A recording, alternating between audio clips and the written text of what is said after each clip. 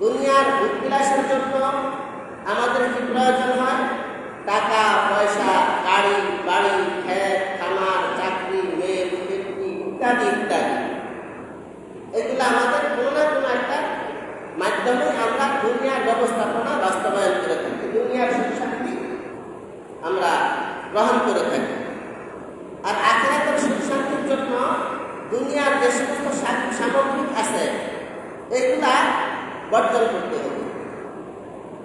আখিরাতের সুখ শান্তির জন্য দুনিয়ার সামগ্রিক নির্ভর না। আখিরাতের সুখ শান্তির মূল চাবিকাঠি হল ঈমান। মূল চাবিকাঠি কি? ঈমান।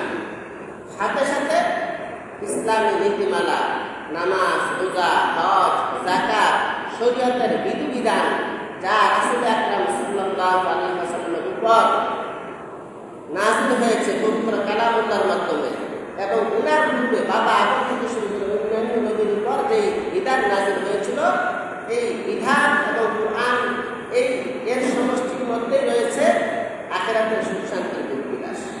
যারা ঈমান আনবে এবং ইসলামী শরিয়া মোতাবেক জীবনযাপন করবে, আল্লাহ সুবহানাহু ওয়া তাআলা আর আখিরাতের পথ সুগম করে দিবেন, প্রশস্ত করে দিবেন, নিরাপদে জান্নাতে যাওয়ার ব্যবস্থা করে দিবেন। প্রিয় হাজরিন, দুনিয়াতে প্রত্যেক ব্যক্তি, নারী হোক পুরুষ হোক, মুসলিম হোক অমুসলিম হোক, প্রত্যেক ব্যক্তির একজন তার সহপাঠী থাকে। কেমন সহপাঠী? প্রত্যেক ব্যক্তির একজন মনের মানুষ থাকে, যে ব্যক্তি তার নিজের মনের সমস্ত ভাবগুলা তার মনের মানুষের কাছে প্রকাশ করে। কি বলেন? আছে না? আছে না?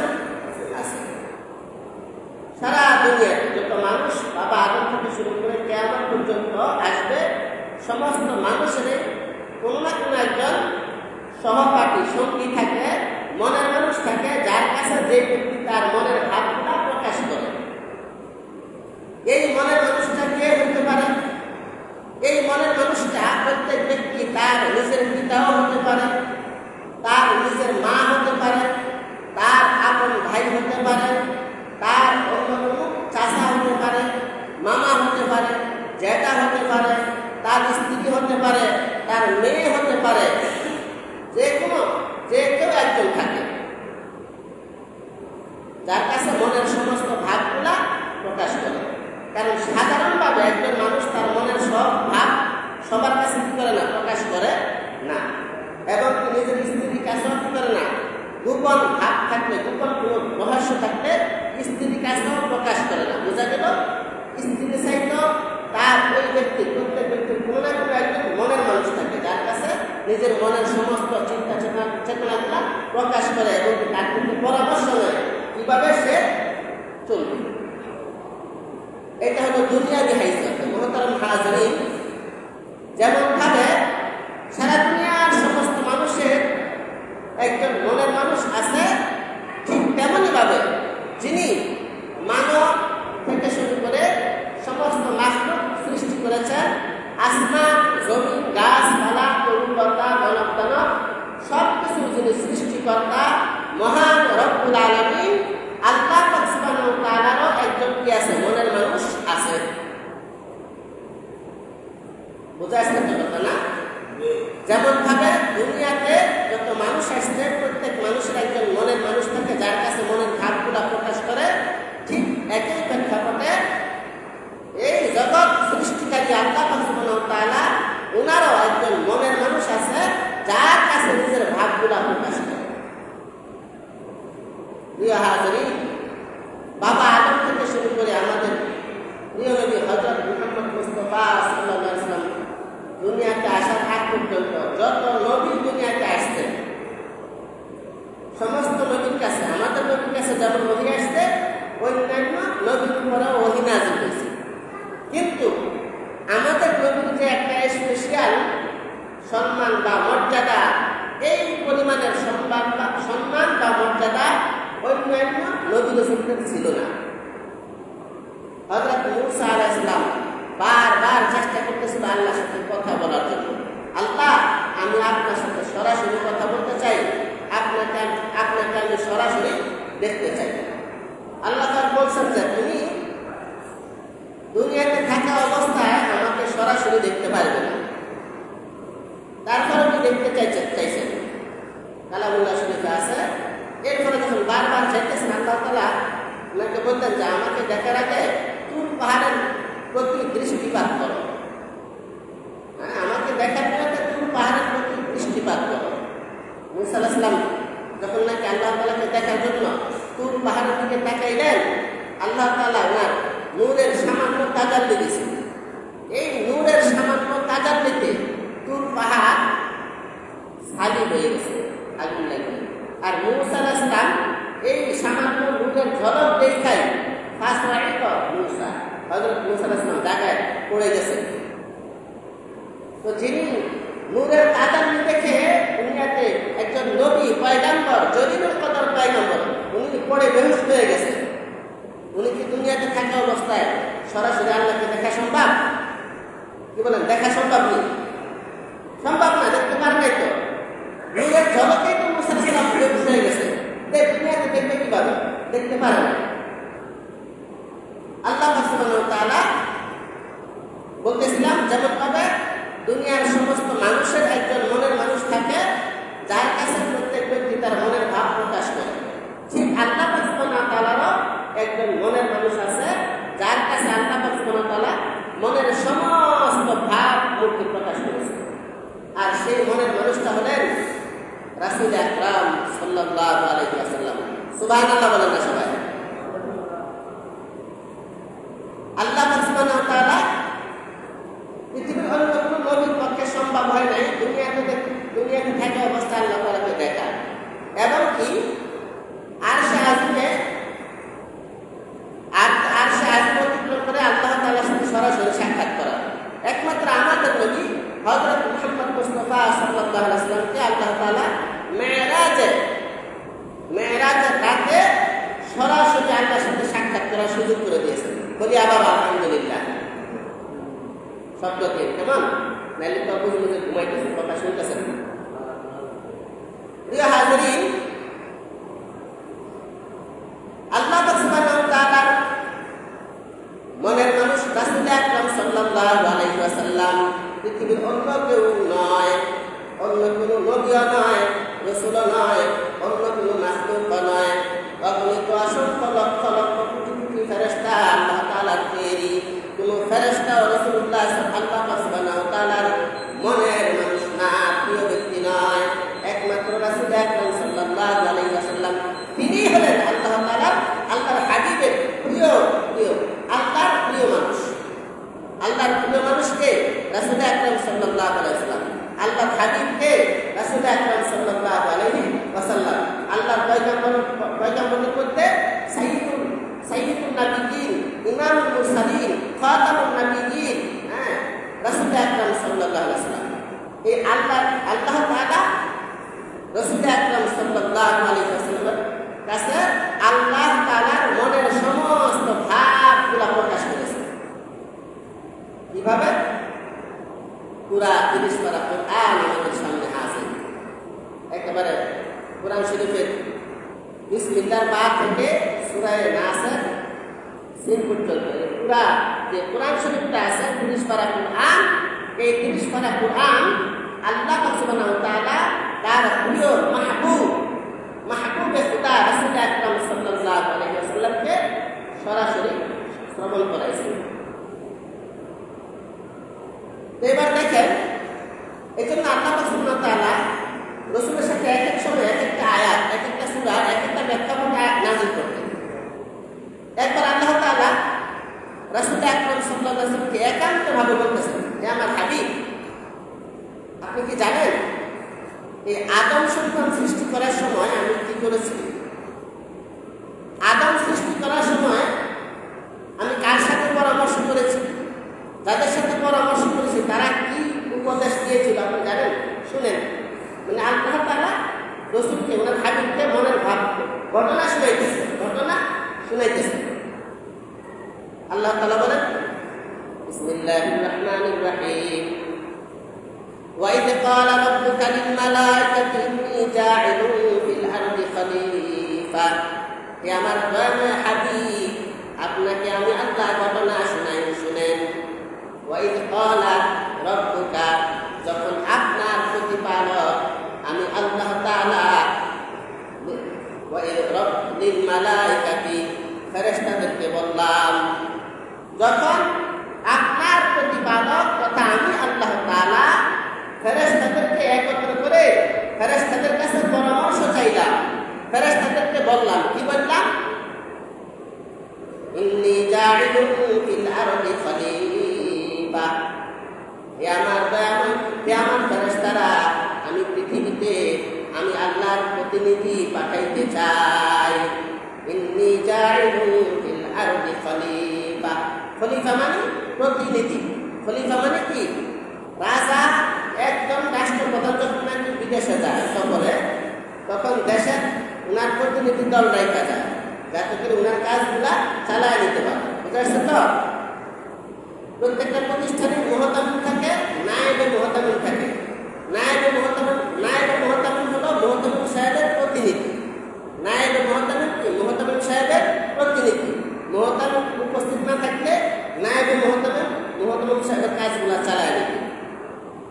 এই জন্য আল্লাহ তাআলা বলেন, ওয়াইদ ক্বালা রাব্বুকা লিল মালাইকাতি ইন্নী জাইলুন ফিল আরদি খলিফা, হে আমার হাবিব, আমি যখন ফেরেশতাদের সাথে পরামর্শ করলাম, ফেরেশতাদেরকে বললাম, ইন্নী জাইলুন ফিল আরদি খলিফা, আমি পৃথিবীতে প্রতিনিধি পাঠাতে চাই আমি আল্লাহ।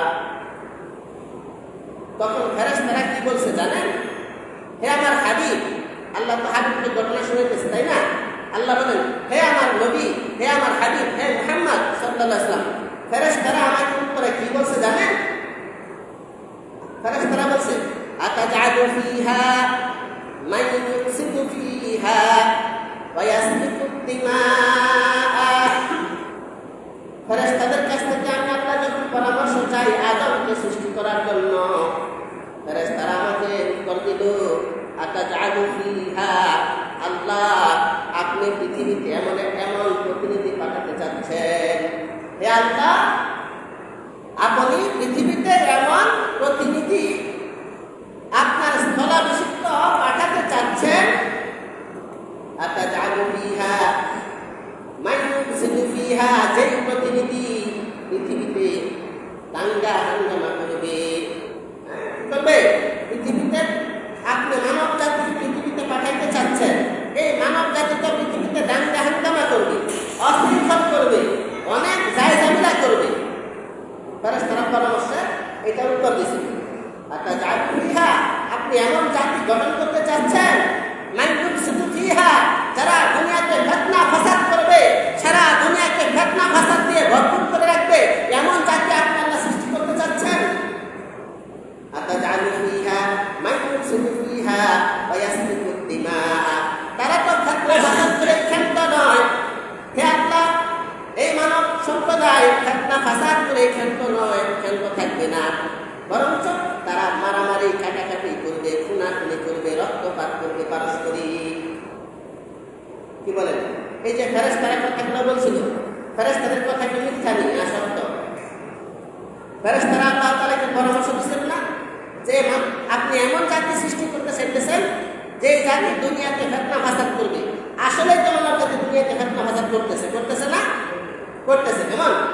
আতাজআলু ফিহা মান ইউফসিদু ফিহা, ফেরেশতারা বলছে আপনি এমন জাতি সৃষ্টি করতেছেন যারা ইউফসিদু ফিহা, দুনিয়াতে ফিতনা ফাসাদ করবে, কলহ বিবাদ করবে, বিভিন্ন দ্বন্দ্ব সৃষ্টি করবে, ওয়া ইয়াসফিকু দিমাআ, এবং পারস্পরিক রক্তপাত, কিলাকিলি, মারামারি, হানাহানি, গুন্ডাগিরি, ফান্ডাগিরি, চুরিগিরি, যাবতীয় যত অপকর্ম আছে এইগুলাতে মানব সম্প্রদায় করবে। তারপরেও আপনি প্রতিমানের কাছে দিয়েছেন,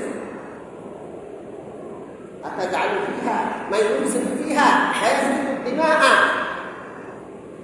উদ্দেশ্য, হে আল্লাহ আপনি এই জাতি বানাই, এই 2-3টা জাতি বানাই দেওয়ার অবস্থা সারা দুনিয়া তারা তছনছ করে দেবে। আর এদেরকে কি দরকার বানাই দেয়? ফেরেশতারা বলে,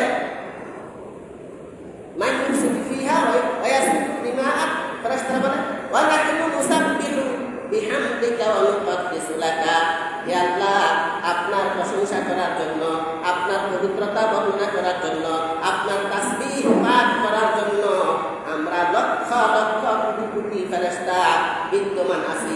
আপনার তাসবিহটা আমরাই পাঠ করতে পারি, আপনার পবিত্রতা তো আমরাই পাঠ করতে পারি, আপনার বড়ত্ব তো আমরাই বর্ণনা করতে পারি। কি দরকার এই দাঙ্গা হাঙ্গামা করতে হলে মানব জাতি পাঠানো?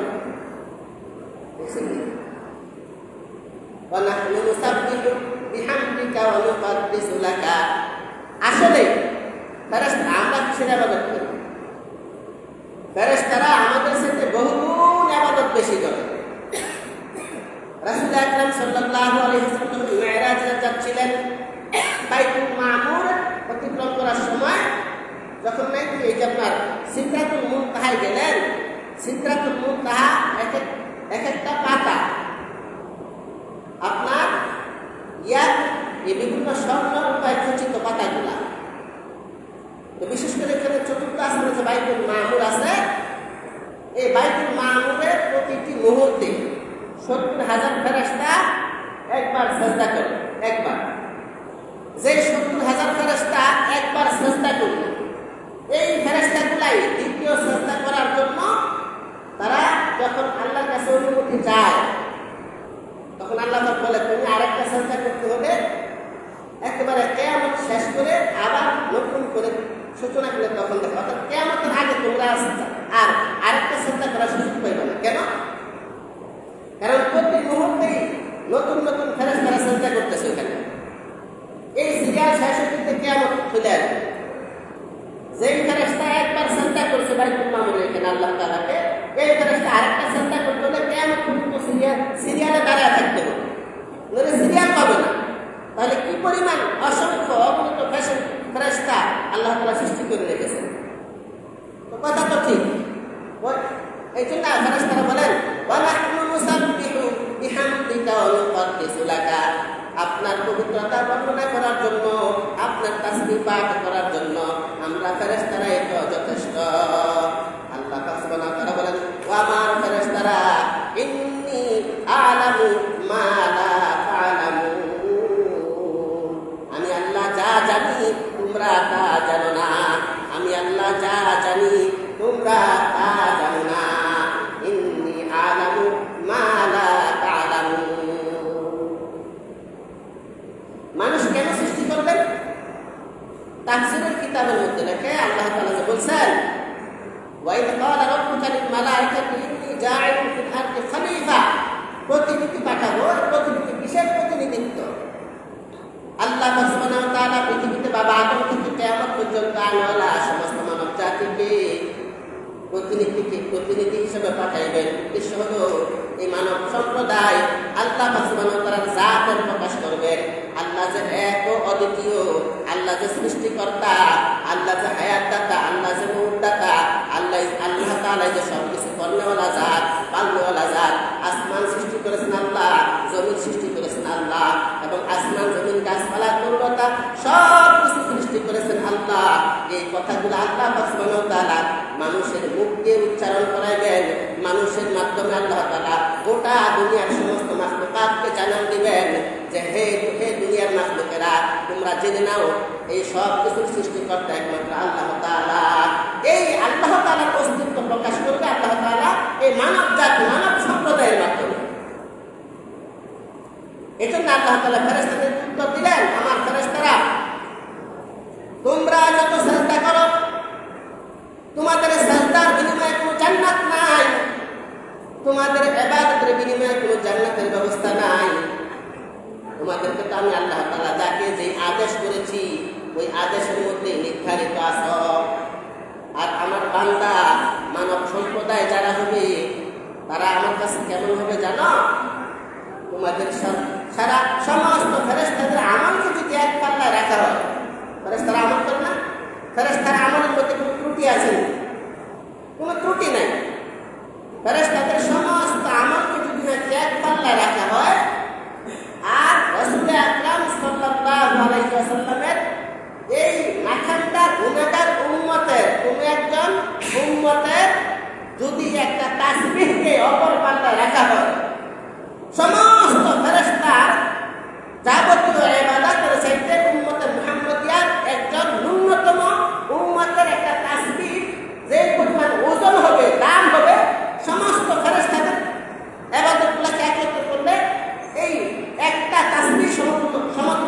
গুনাহ করে। সুবহানাল্লাহ বলেন না? কারণ মানব সম্প্রদায় গুনাহ মানব সম্প্রদায় করবে, মানব সম্প্রদায়ের জন্য আবার তওবার দরজা খোলা আছে। কি বলেন, আছে না নাই?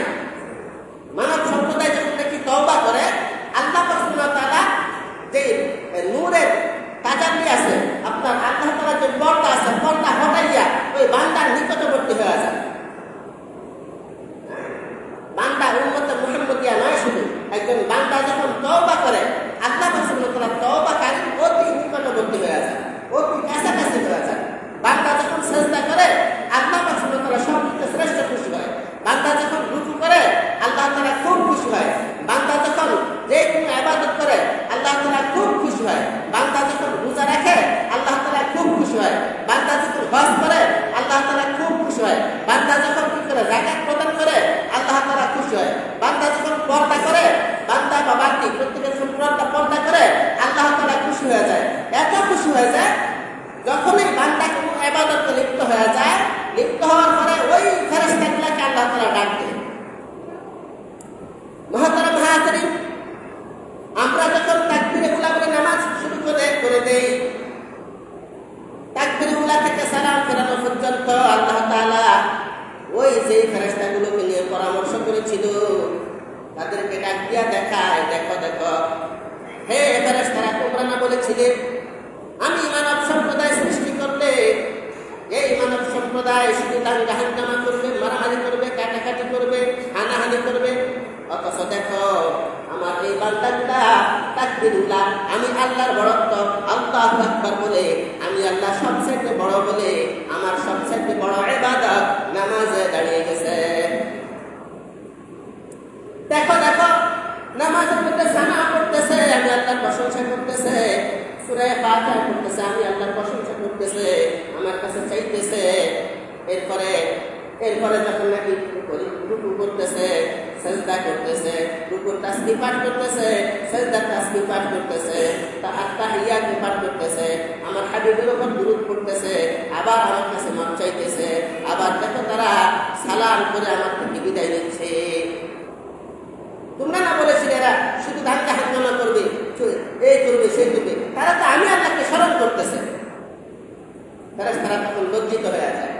বান্দা যখনই কোনো একটা ইবাদতে লিপ্ত হোক, বান্দা যখন সাহারি খেয়ে রোজা শুরু করে, আল্লাহ সুবহানাহু ওয়া তাআলা ফেরেশতাদেরকে ডাক দিয়া দেখায়, দেখো দেখো আমার বান্দা এই গভীর রজনীতে উঠা রমজানের সাহারি খাইয়া সে রোজা সাধন করা শুরু করছে, আর তোমরা বলেছিলে আমার বান্দা এই করবে, সেই করবে।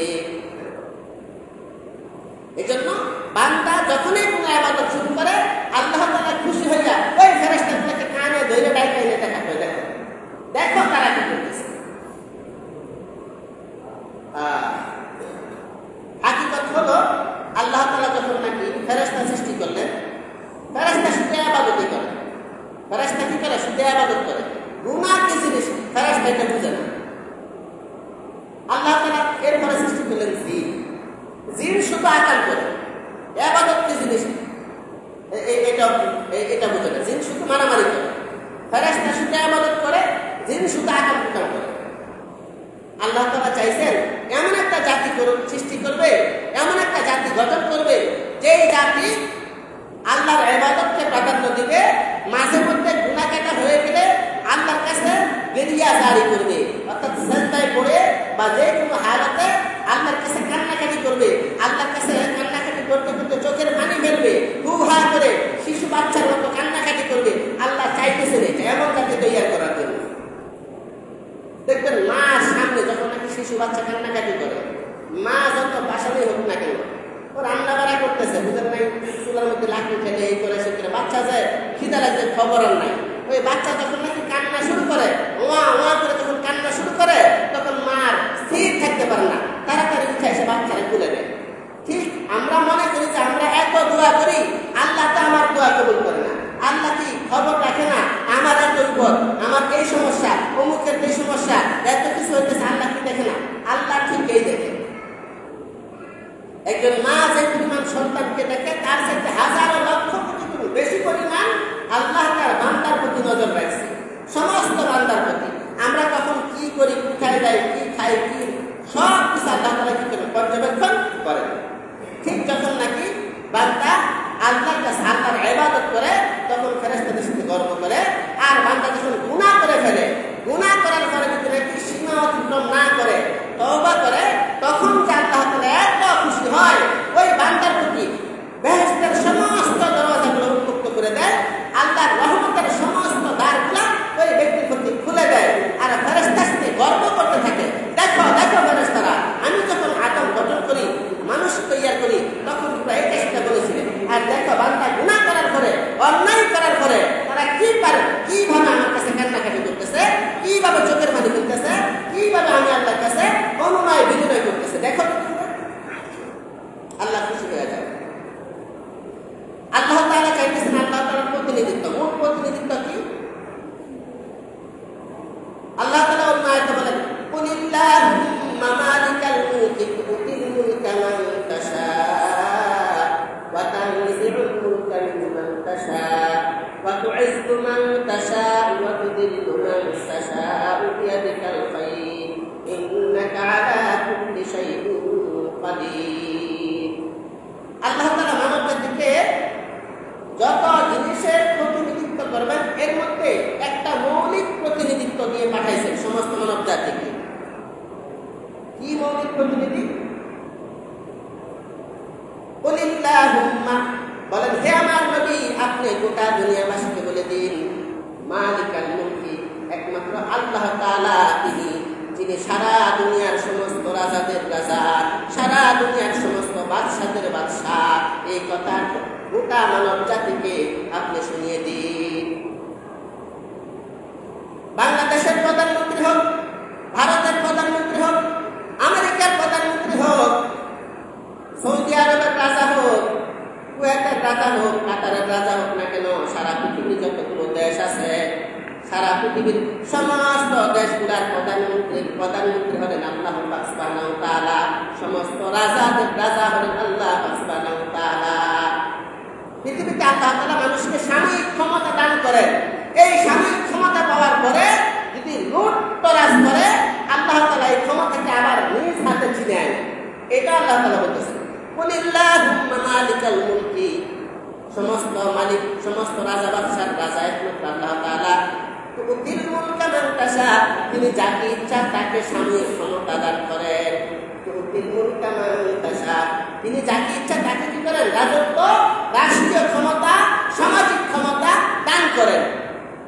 তুতিল মুলকা মান তাশা ওয়া তানজিউল মুলকা মিম্মান তাশা, আল্লাহ বলেন ওয়া তানজিউল মুলকা মিম্মান তাশা, কোন ব্যক্তি রাষ্ট্রীয় ক্ষমতার পাওয়ার পর যদি নাকি ক্ষমতাকে অপব্যবহার করে, তানজিউল মুলকা, আল্লাহ তাআলা তার পরিচার ভিতরে হাত ঢুকাইয়া তার এই ক্ষমতাকে আল্লাহ তাআলা নিজ হাতে ছিনিয়ে নেন। তানজিউল মানে একেবারে পরিচার ভিতরে হাত ঢুকাইয়া আর পুরোপুরি বের করে ফেলা, বুঝাচ্ছে তো? তাহলে ক্ষমতার মালিক কে? কথা বলেন, ক্ষমতার মালিক কে?